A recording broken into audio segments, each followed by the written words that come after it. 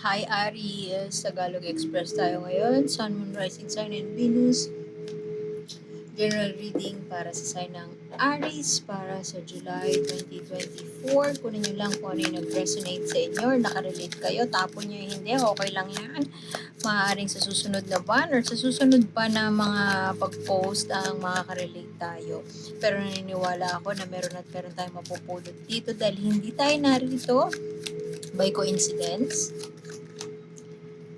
Meron at meron, may dahilan kung bakit tayo napadpad dito at maaaring yun ay sa oracle card din na after merong isang nag-pop pero hindi natin kukunin yun. Babalik na rin ko lang. Maaaring sa oracle card ang mga-relate sa atin at andun ang sagot sa ating hinahanap na tanong. Pero pwede kayo mag-personal reading. Punta kayo sa site ko, merong calendar doon. Okay. Parang pera to, career, Aries. Ano ang nag-hold back sa atin para mag-pursue? Ay, bakit ako kumuha ng isa pa? Pero sige.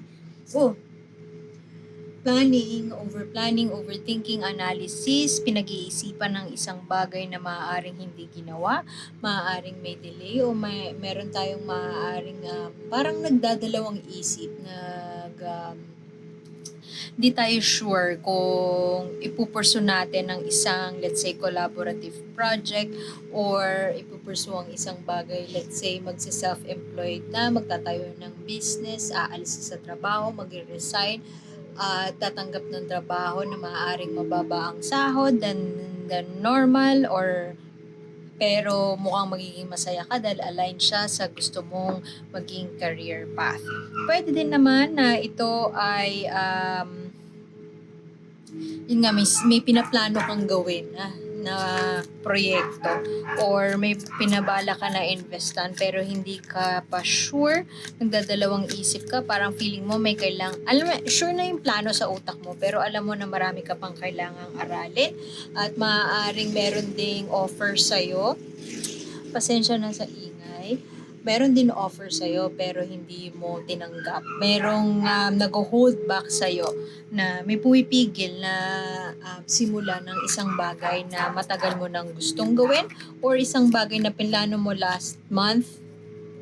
Actually, parang matagal na eh. Parang matagal na siya. Siguro hobby mo to. Let's say, gumagawa ka ng toys, nagtitinker ka ng mga sasakyan, or pwede din na nagbe-makeup ka, matagal mo nang gusto mag-freelance, pero nagdadalawang isip ka kasi hindi stable ang freelancing na trabaho. So, merong parang may fresh perspective at merong spark sa loob ng ng puso mo na gusto mong simulan na bagay at may plano ka na, tingin mo yung business model mo ay okay naman, pero medyo hesitant ka kasi feeling mo kulang ka pa sa drive. Or pwede rin na may project ka, hinihintay mo lang matapos or mag-close yung project, pero parang medyo matagal yung project at kinakain niya yung energy mo. Kung creative person ka, pwede din na alam mo na matalino ka, may talino kang angkin at may lakas ka ng loob, pero hindi ka ganun ka-creative enough para simulan itong proyekto na nasa isip mo. Tingin mo, so maaaring ayaw mo pang mag-resign kasi yung network mo dun galing sa corporate job mo. And maaaring nasa advertising industry ka, meron ka pang malawak ang connections mo, marami pang pera sa corporate job. Minsan iniisip mo na hindi lang naman yung creativity, hindi naman kailangan maging creative ako 100% para maitaguyod ko yung mga projects na binabala ko kasi minsan network naman talaga eh. At lakas ng loob at ang Aries 100% may lakas ng loob. So, pero hindi ka sure dun sa thought na yon na yung iba siguro sinasabi, kailangan creative ka, pero ikaw deep inside naniniwala ka na hindi ka naman kailangan maging creative para mag-start ng freelancing project. Pero yun nga, medyo hindi ka pa sure. Alam mo lang na meron kang mind at merong opportunities around. Ito, pag alis, maaaring overseas, may offer overseas or pwede din na aalis ka na nga dun sa corporate job mo. Pero medyo may lungkot dahil alam mo na naging masaya ka at naging worthwhile yung stay mo dun sa aalisan mo. So, tingnan mo siya yung rabbit. Sobrang sad niya para dalhin sa destination niya yung tao na wala na. So, maaaring looking forward to the future ka. Malaki man yung sahod ng current corpo role mo, pero may pagod na. So, ang dami mo na rin na-miss na opportunities or offers dahil nga nagstay ka dito sa kumpanya na ito na masasabi natin na hindi naman sa sinagad ka. Pero medyo ganun na nga. May pait, may sakit, may kirot sa puso ni Aries sa pag-alis. At kasama dun sa kirot na yon yung uncertainty or yung hindi kasiguraduhan ng hinaharap or hindi kasiguraduhan ng maaaring maging kapalaran mo sa pipiliin mo, sa tatahakin mo na landas. Pero masyadong poetic tong card na to. Munto Maraming nakatago pa, maraming sakit or maaaring marami ding hindi ma-explain na bigat sa pakiramdam na maaaring dulot ng pag-alis mo. Pero kasama nun yung itong tarot card na to, sinasabi niya sa'yo na parang gabi, moon sa gabi, lilipas din siya at magkakaroon ng araw kinabukasan. So, kahit pa feeling mo nangangapa ka sa dilim ngayon, darating at darating ang panahon na maliliwanagan din ang lahat. Masyadong poetic din yung pagkaka-explain ko at mukhang hindi nakakatulong, pero yun talaga siya. Sa pag-alis mo, papunta ka dun sa path ng uncertainty. At maaaring yun yung kaba na binibigay sa'yo, pero tingin ko yung kaba na yan yung healthy kind of kaba. Kasi alam mo na pag hindi ka kinakabahan, dun ka kabahan. Kasi pag kinakabahan ka, ibig sabihin nag-grow ka. Pag hindi ka na kinakabahan, wala na. Hanggang dun ka na lang. So, mukhang maaaring may ibabawas ka na. For the longest time, medyo na-juggle ka or wala ka ng work-life balance. Patungo ka sa isang path na maaaring nandun yung balance sa buhay mo. Pero hindi ka sure. Hindi ka sure kung magpipay off ba siya in the long run. Yung path ni Aries ngayon, parang path of, yung parang building the foundation ng finances. Big step, big leap. Ano yun yung sinabi nila Neil Armstrong na natapak sila sa moon, a giant leap for mankind. Parang ganun yung peg mo ngayon. Gitnang-gitna ang Queen of Pentacles ito. Maaaring may earth signs sa chart mo, Taurus, Virgo, Capricorn. Pero I feel like itong energy na to ay energy ng manifesting yung stability in terms of finances, in terms of resources, kaperahan, building the foundation. Magle-let go ng mga bagay na hindi na nag-work sa atin, aalis sa isang bagay na maaaring high-paying, pero patungo tayo sa isang bagay na maaaring na plano na, pero hindi ka pa sure kung maganda ang kahihinatnan nito. Kasi essentially, marami ka nang napalagpas na oportunidad sa pagstay at napagod ka lang sa kakastay. So, see, success. You are driving yung chariot, yung karwahe patungo sa kasaganahan. Patungo ka doon at mukhang magtatagumpay ka. Alam mo na kung saan ka pupunta. Aries ka ba naman? Masyadong strong-willed ang Aries at alam niya, pag meron siyang sinimulang isang bagay, malaki yung chance na magiging successful siya doon. At narito ka na naman sa isang pagkakataon o phase ng buhay mo na may tatahaking kang panibago, pero alam mo naman na kaya mo kasi ito ka, King of Swords. Na plano mo na siya, analytical ka, ginagamit mo yung utak mo para maisakatuparan ng isang bagay at magiging successful ka doon. Yun nga lang gusto mo din naman, grounded ka din naman as a person at alam mo na hindi porket magaling ka, lahat ng bagay magiging successful. Wow, ang humble ni Aries. Kung pagod ka na, tama na nga umalis. Pero ingat ka na hindi ka nakikinig sa mga kaibigan mo, hindi ka na gusto mo magsulong. Kasi baka ito ang panahon para magkaroon ng kaliwanagan, ay baka gusto mo collab sa mga tao na makakatulong sa'yo in the process.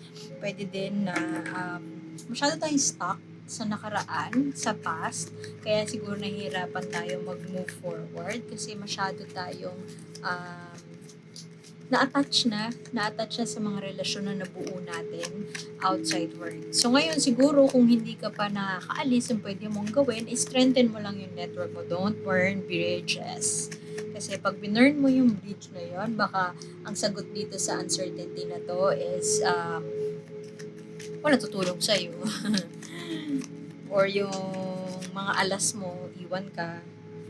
Yun. So, ingat ka lang na you're doing this, you're intending to do itong pag-alis or pag-start ng bagong venture, bagong business. Gagawin mo siya for the intention of just earning money. Kung ang intention mo is maganda, I think success is yours. Pwede din na ang sinasabi sa'yo ng cards mo ay maaaring on the road tayo sa kayamanan, ganyan, sa kasaganaan. Ayoko sabihin kayamanan kasi baka mag-expect tayo na maraming pera na darating.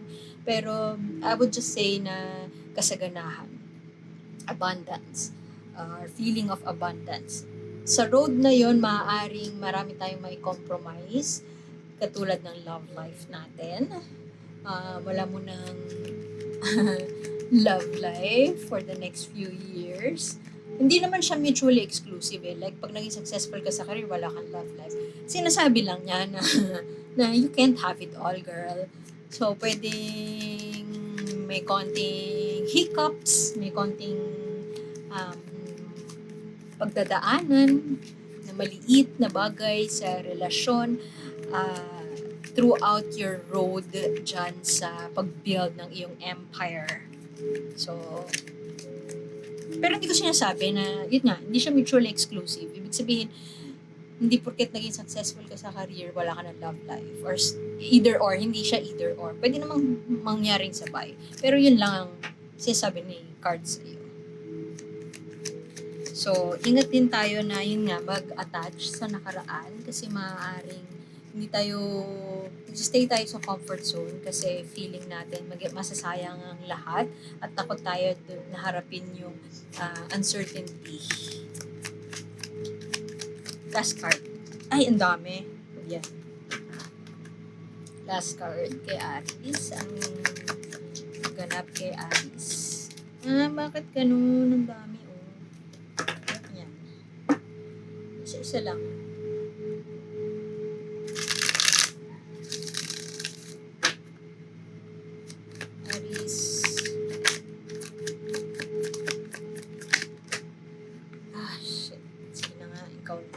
Gusto niyan lumabas. Philanthropy. Ang ganda na ito. As a clarifying card. Star card. Healing. Calm and collected. Kalma. Everything will be alright. Very poetic ng reading ni Aries. Poetic.